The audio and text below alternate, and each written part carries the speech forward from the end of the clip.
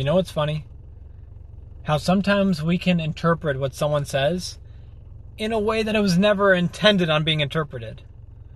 So what I'm going to share with you all is just a personal example that actually recently, literally just happened less than an hour ago with myself. So today I was having lunch with some of my loved ones, and one of my loved ones mentioned about me being safe and just being careful. And I noticed within me that I was starting to feel frustrated and feel annoyed at what they were saying to me. Starting to get frustrated, defensive, and there was literally a point where I had left the situation. Took some deep breaths. I went back because I had a realization. And that realization was what my loved one was saying to me was not how I was interpreting what my loved one was saying.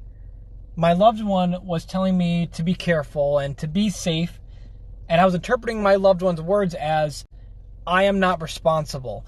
I am not capable of being a responsible adult, which is not what my loved one was saying at all. My loved one was saying these things from a place of love, compassion, and concern, not from a place of trying to talk down to me.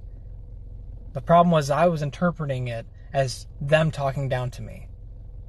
That's why we got to keep an eye out on how we interpret situations or how we interpret the words of other people.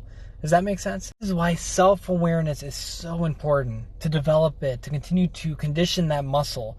Because when we aren't self-aware, when we're asleep, we interpret things in ways that can be magnified and catastrophize rather than see the situation as it is. So my key point with this is to make less assumptions.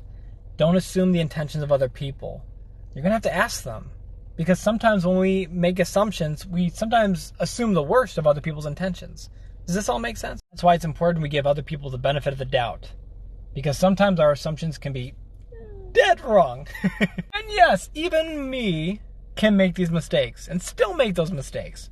The difference is not that we make the mistakes. The difference is that we continue to work and learn from those mistakes.